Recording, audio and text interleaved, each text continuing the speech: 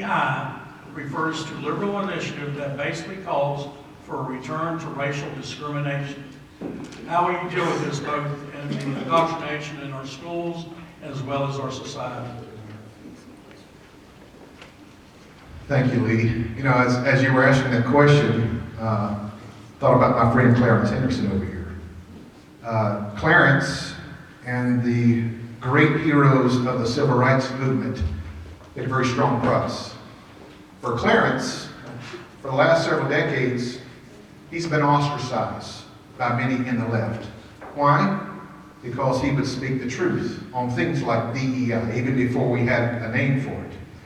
The fact that we have people like Bill Maher sounding more conservative than the people we're sitting in Washington, D.C. ought to be quite frightening when it comes to these kinds of things.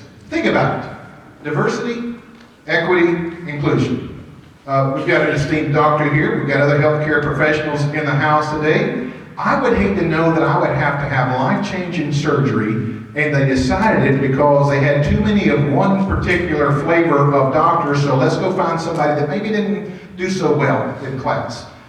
What it is reverse racism, if you want to get right down to it. How do you handle this with the federal level? Part of this can be dealt with from a legislative standpoint to make sure that we are honoring every human right, all the civil rights, but a lot of it, and this is where you come into play. A lot of it, whether it's on our social media, whether it's other places, we have to raise our voices. I know we live in a cancel culture right now, but when we see these kinds of things that are literally turning the republic, think about America. We're the greatest republic that's ever existed in the history of the world. We've done more philanthropic work. We've shared the gospel of Jesus Christ with more places than any other country that existed. Somebody said the other day, we're losing our country. Ladies and gentlemen, we've lost parts of our country. Unless we push back on DEI and these other woke ideologies, we will never get it back. Thank you.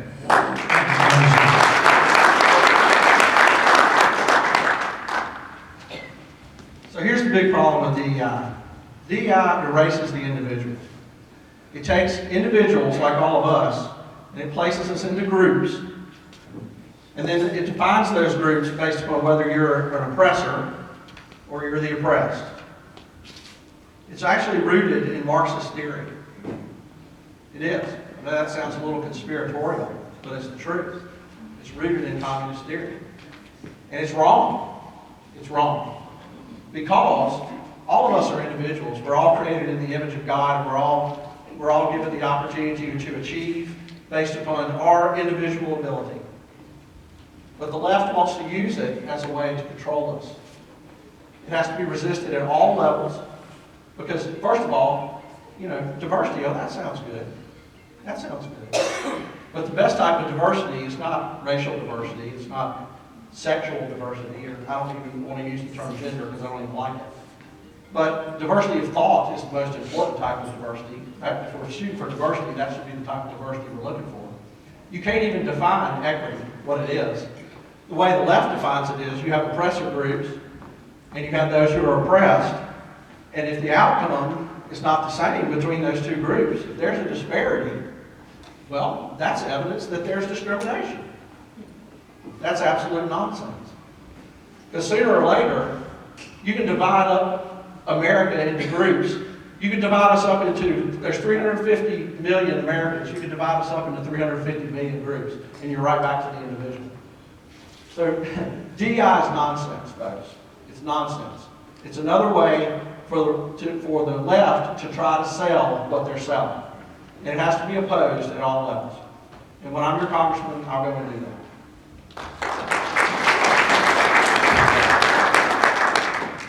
So yes, DEI is definitely a left radical concept. We must fight it, but we do have to fight it at all levels. And the hard part is it gets incorporated into the local level and it becomes a major problem. And it does set up issues for what people call discrimination when it's really not discrimination. It's actually, I look at it and I say, well, why are we going to just accept somebody because they're black, white, yellow, you know, and take them in, you know, when they're not the best. Like, yeah, like Jeff Foxworthy was running around D.C., and he said, oh, well, you know, he sees all these signs, cheapest LASIK's on the Beltway. Well, I don't want the cheapest, I want the best, right? So you want the best, like you want the best doctor. You want the best person. You know, everybody deserves opportunity. And there's a difference in everybody getting that opportunity and working for it, and there's a difference in people having it handed to them when they're not qualified for it. And that's a lot of what we're seeing with DEI. So it has to be addressed. It can be addressed somewhat, a little bit at the national level, but it really is more on a state and local level. And that's where we must infiltrate all the offices in order to get it under control. We need to control it everywhere, throughout our whole society, because it is a problem. And that's the only way it's going to be controlled, and it is one of the worst things. The only good news is all these organizations that have these DEI departments, they're kind of slowly drifting away because they're seeing that it's really a big mistake. And then we have to keep pressuring them to get rid of them and to get back to a normal way of life.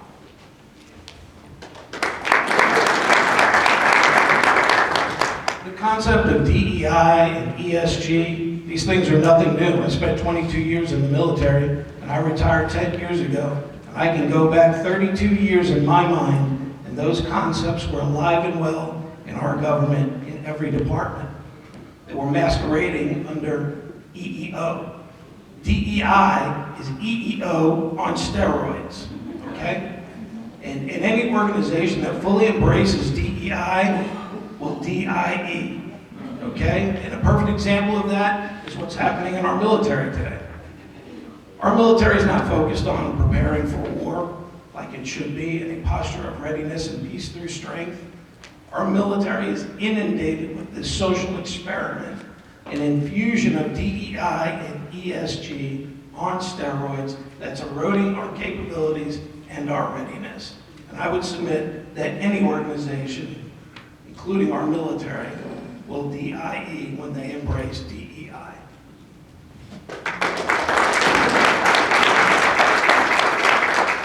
We're going to go off in a different direction, reserve the right to come back to that line of questioning.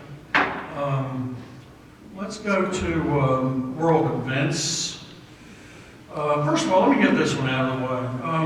Who's next? Georgia, Mayor, you believe in global warming? And if so, what's your solution? Look, did y'all come in today? I mean, were you wearing a coat? You know? No, I'm not a full-blown believer in global warming. I think the science is poor. You know, I just read something the other day, in fact, that said that 95% of the stations around the world are placed in the wrong place. They're malfunctioning. It's garbage in, garbage out. If you got garbage data coming into the system, you're going to have garbage data coming out. Okay, folks, the left's been telling us for a long time. Remember when Jimmy Carter tried to put us on the metric system? Those of you who are pretty old. Okay. So it's not that those two things are related at all, but the fact is that, you know, they've been trying to social engineer us out of fossil fuels and into electric cars. And let me tell you something. People that own electric cars today, they're having trouble charging up. You know, did y'all read that? Okay. So this is all part of a scheme to get us away from fossil fuels, right? And so that's my answer. Just walk outside today and tell me if we've got global warming.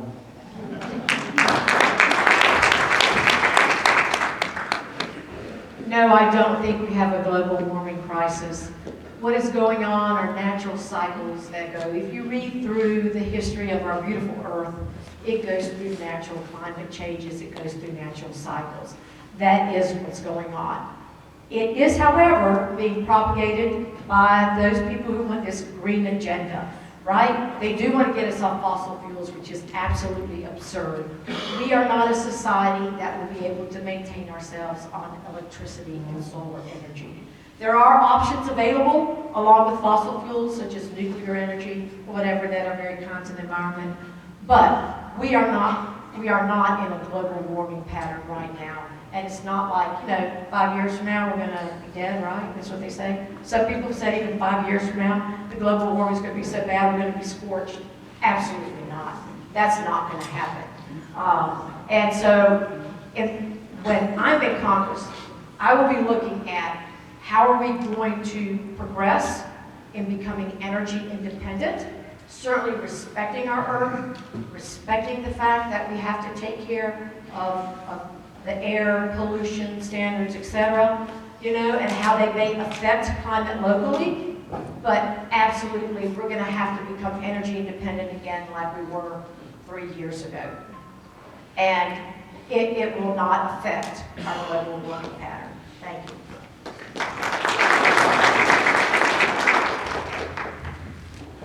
What do y'all think of Vivek Ramaswamy? A few weeks back, he was asked in an interview, they gave him 10 seconds to wrap up, and he said, what do Republicans stand for? And he said, God, country, family. And then they said, what do Democrats stand for? And he said, diversity, race, and climate. And I thought, what a great answer. And so I do think we're in a natural cycle, probably, here. I think it's the left, it's a narrative that plays well with the left to get rid of the fossil fuel movement. And we can acknowledge the polar ice caps are melting little by little.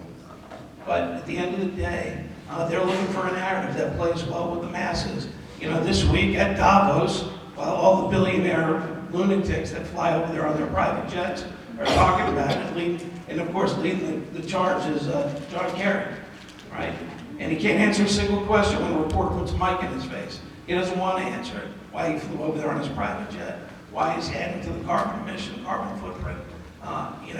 The other thing that I like, we are the most environmentally conscious country in the world. Throughout my military career, I've served in about 20 different countries. I deployed to 14 hostile fire zones. Not garden spots, I can tell you. We do more to protect our environment and our climate than any country in the world. Our standards are the highest of any country in the world. Remember when the COVID lockdown happened? Within 2 weeks, the smog in Beijing cleared up. Remember seeing those videos? I think it's just a narrative that the left is playing into to destroy our fossil fuel.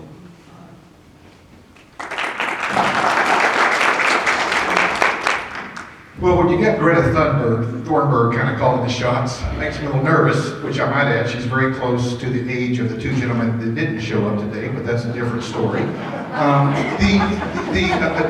by the way, Doc, according to the time scale with AOC, I think we got a little less than 4 years left, okay, all right? Here's the thing, the macro view here is that when you take God out of something, you create a void. You know what that void has to be filled with? It has to be filled with another religion. We have a religion of environmentalism. We have a religion of pro-abortion. Lo and behold, we've got a religion of anti-Israel. See, when God is removed, just in the natural order, you have to replace it with something. You ever wonder where their rage and where their passion and their anger comes from? It's exactly what we're talking about today. When you move God out of the way, you've got to fill it with something else. That's why this country, we can talk about politics and it's important issues, and we've been blessed to serve at the highest levels. But ladies and gentlemen, let me tell you something. We much more have a spiritual problem than we do a political problem in this country right now. And either we stand up, thank you, either we stand up and deal with it. Here, let me give you a little quick statistic. I got 37 seconds that I can get working. I have a lot of support from the NADA. That's the National Automobile Dealers Association. We have great dealers, new car dealers, used car dealers throughout the state.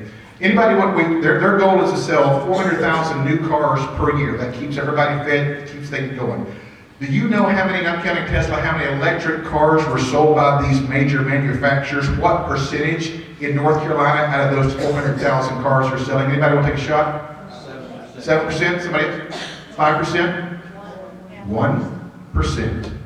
And we're passing legislation that will raise your taxes. It's ludicrous. I'll fight against it. Thank you.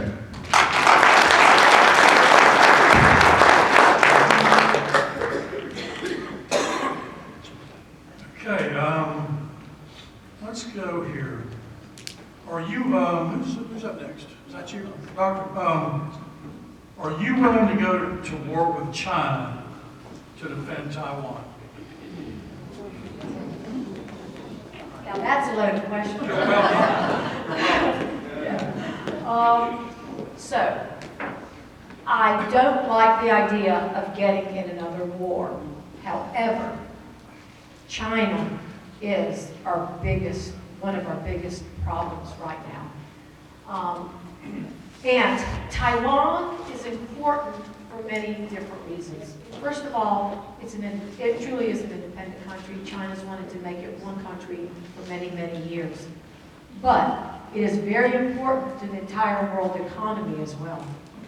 A lot of things are made in Taiwan that we need to run many aspects, unfortunately, of our lives now. And if we allow China, though, to be an aggressor there, it's kind of, they'll take Taiwan, then they'll go elsewhere, then they'll go, right? And so I think that if that were to happen, that I would be leaning towards supporting Taiwan to help protect them. They're a very small country, but the bigger problem is China. China will be emboldened, they will continue, and we cannot allow China to do that with that.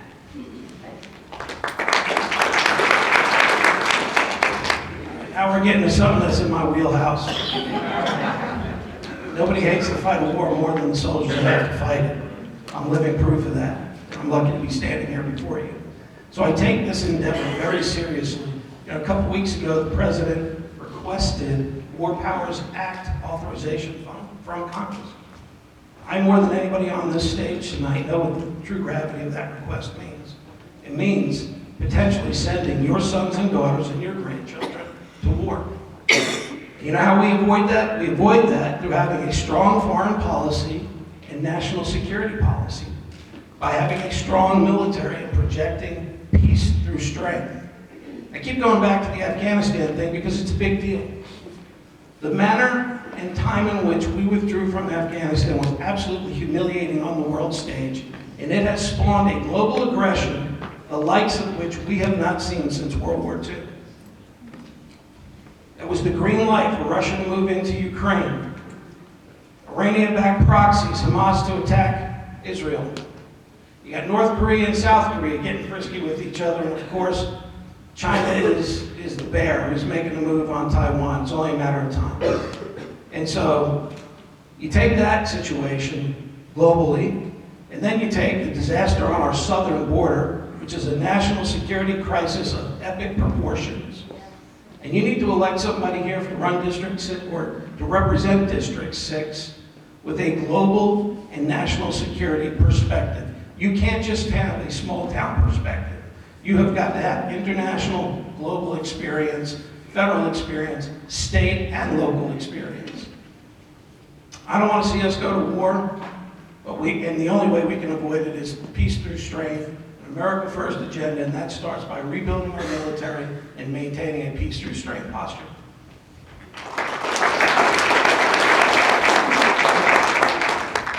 Appreciate that answer, but I don't think there was an answer to yes or no, would we do that? I think the answer is yes, and here's why.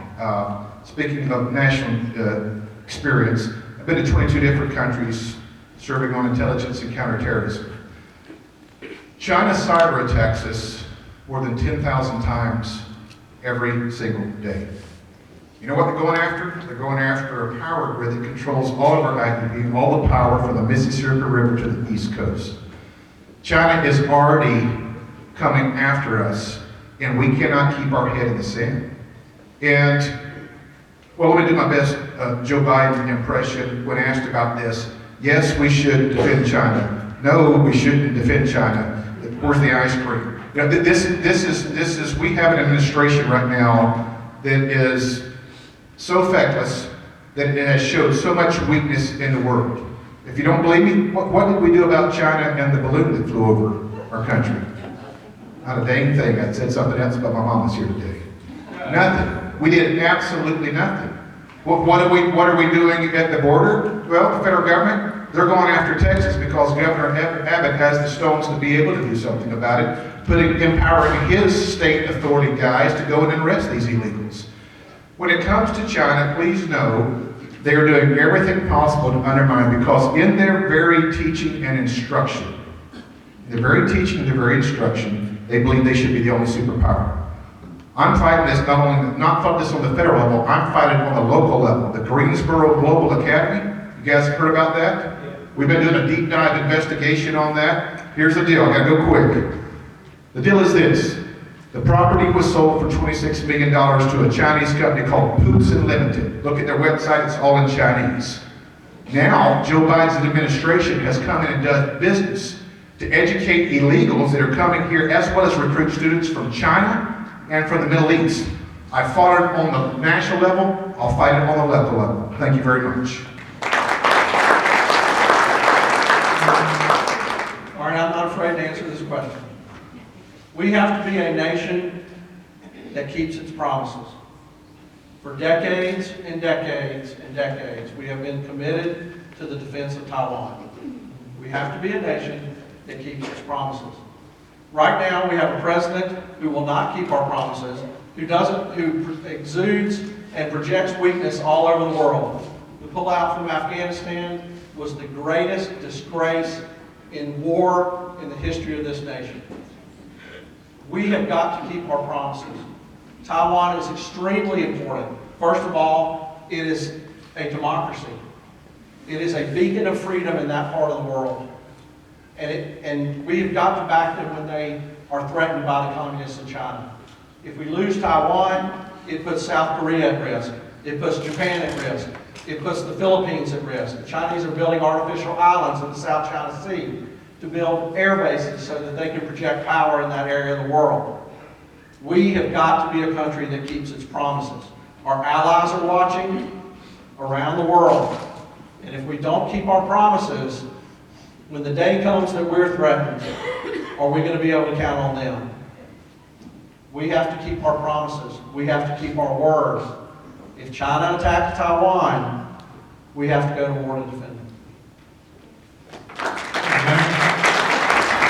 This one goes to Colonel Pastelli. We're going to keep going down this line. There was 2 or 3 questions concerning this, and they all tie in together. Should we continue to bankroll Ukraine and its defense of its borders while ours are wide open? And against the Russian invasion, obviously. And how long and how much should we help Israel in its war and plan to eliminate Hamas? So similar to the last answer, I think we have obligations, like Jay said, to Ukraine. We certainly have obligations, NATO obligations in Europe. We are preventing the Russians from rolling completely into Europe at this point. So we can either do it as what we refer to in the military as an economy of force operation, where we provide them materiel and money, not an unfettered piggy bank and blank check. Okay? Let me make that clear. You know, we had similar concerns in Afghanistan. Where's this money going? Where's the equipment going? And we stood up the Special Inspector General for Afghan Reconstruction. Any country that we commit funding to, we should have an oversight mechanism placed on top of it, like a Special Inspector General. For equipment, for money, we should have it in Ukraine, we should have it in Israel. I think the House Republicans, rightly so, have connected any further funding for Ukraine and Israel to our southern border. And, you know, we hear the argument all the time. Why are we so concerned with their border when look what's happening in ours? And so I think we have our commitments and we have to stand by our commitments. But I do oppose a blank check, and I do believe we need, you know, significant oversight in all these places. Any of these countries that we put money into, we need to have oversight.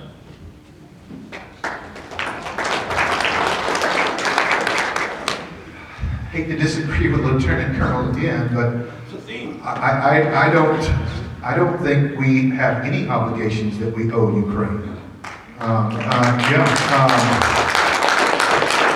We got too many obligations here at home. We got too many obligations in the Rio Grande Valley. I've been there. I've seen border agents feeding a baby in one hand, trying to change a diaper over across the table. Listen, last month, Greensburg, where I live now, originally from Winston-Salem, been in Greensburg 12 years. The size of the population of Greensburg is over 300,000. You guys are informed. How many illegals did we catch in December? About what? About 300,000. Think about the size of Greensburg. Folks, this is an invasion. We have to be willing to have the courage in Congress to draw a line in the sand. If you look at the data that's put out there, I'm the highest rated conservative scorecard of any member of the delegation when it comes to Donald Trump policies when it comes to protecting our southern border. The highest. Look it up, it's Project 538, not my words. But unless we get serious, we will no longer have a nation to pass on to our children and our grandchildren. You probably hear the emotion a little bit. We got 1,500 Chinese nationalists that we're catching. First time I went down to the border, there was a whiteboard kind of standing behind where Lee would be. There were 58 different countries listed on that board. Sudan, Yemen, Jordan, Egypt. I raised my hand and asked the border agent director, and I told him, I said, what are those countries listed? He said, well, Congressman, he said, every time we apprehend somebody, we can trace the origin. We put it on that board, 58 different countries. Do you know what it is now? 187 different countries. Are we sick and tired of the fentanyl killing our children and grandchildren? I've got somebody here today, a sister-in-law, whose brother is no longer with us because of some of those things. Either we stand up and fight now or fold the tent. I'll fight for you in Congress.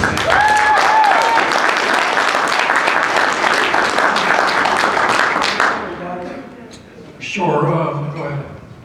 All right, so Mark going after me, he gets the last word every time I speak. 30 seconds. It's no surprise that Mark won't fight for Ukraine because he didn't fight for District 6 when he had the opportunity. Okay? That's a fact. That's a fact. Call it a low blow, but it's a fact. Walked away from the district. And by the way, welcome to the fight on the American Hebrew Academy. We investigated it 2 years ago. This is not no information, and quite frankly, that facility was bought by the Chinese when you were the congressman representing this district. So, you know, we've been investigating it for 2 years. It's nothing new. In fact, our videos, we produced an 11-minute documentary on it. Take a look at it. It's out there on the internet. This has been going on for 2 years. It happened while he was the congressman. He let it happen. And that's what people need to be worried about. I got 30 seconds for rebuttal. I mean, in fact, nobody's called anybody out like that, so I'll get a chance for Well, 30 you seconds. mentioned him. 3 times. Yeah.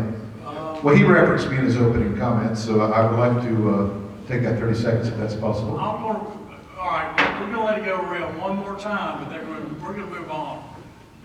Okay, so first of all, that wasn't in my district when that happened, and this ad that you're running calling me a quitter, referencing me as a loser, even your gentleman back there, Alfredo Rodriguez, has put video of my wife as Tammy Faye Baker. As a candidate, I've asked that he would stop that, or ask him to stop that. The other thing is that's very important is that we didn't quit anything. It was put at D19, and there were 27 different times, I looked at this last night, on my text, Christian, that you personally thanked me for helping you in 2022 running this race. But all of a sudden now you've turned the corner because the 6th district has changed and you don't want me running in it. I find that very problematic, and I appreciate that you want to run for this district. But listen, if I've got the record and I can back it up, I don't understand why you're throwing so much and hate and even dragging my family members into this. I would ask that you would cease to do that. Thank you.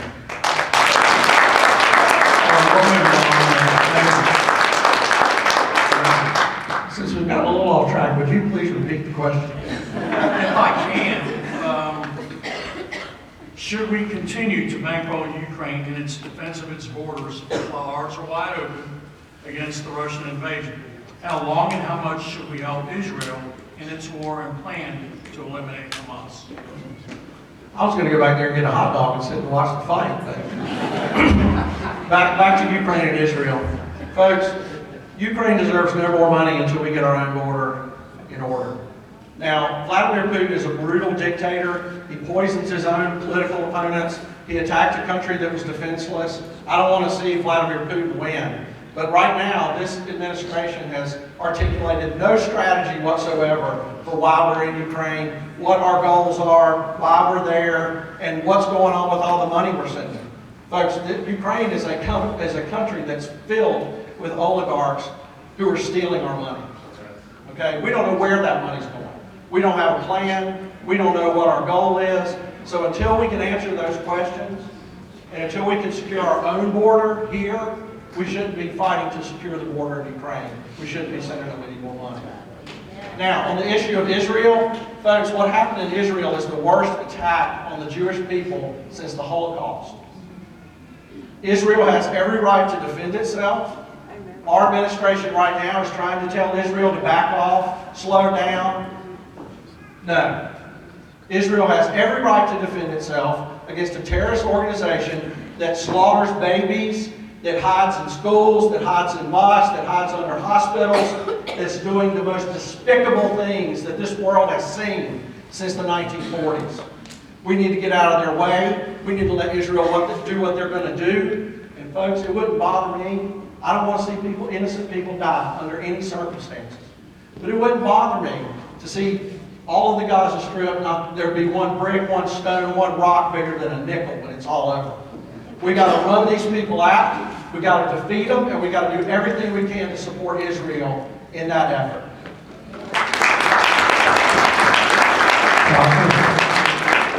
So I'm going to start with Israel. Absolutely, we need to support Israel. There should never be a genocide of a race like that, like Hamas has tried. You know, unfortunately, the Palestinians have chosen Hamas to rule them, despite the fact that Israel provides a lot of infrastructure to the Gaza Strip. But they made that choice, and Hamas, their actions are just inexcusable, they're inhumane, and they should never be allowed to happen. So yes, wholeheartedly, I think we need to support Israel. I think Biden's getting a little weak on it, and I don't like that. And I think pressure needs to be put on him so that he gets tougher and stronger and continues to support Israel. When we talk about the Ukraine and our border, y'all heard how I feel about the border, right? I am extremely concerned about that open border. And this is the great opportunity if, as Mark says, someone had stones in Congress, they would sit here and tell the Democrats, look, absolutely no way are we going to do this deal unless we close our border first. And it's not just the physical wall.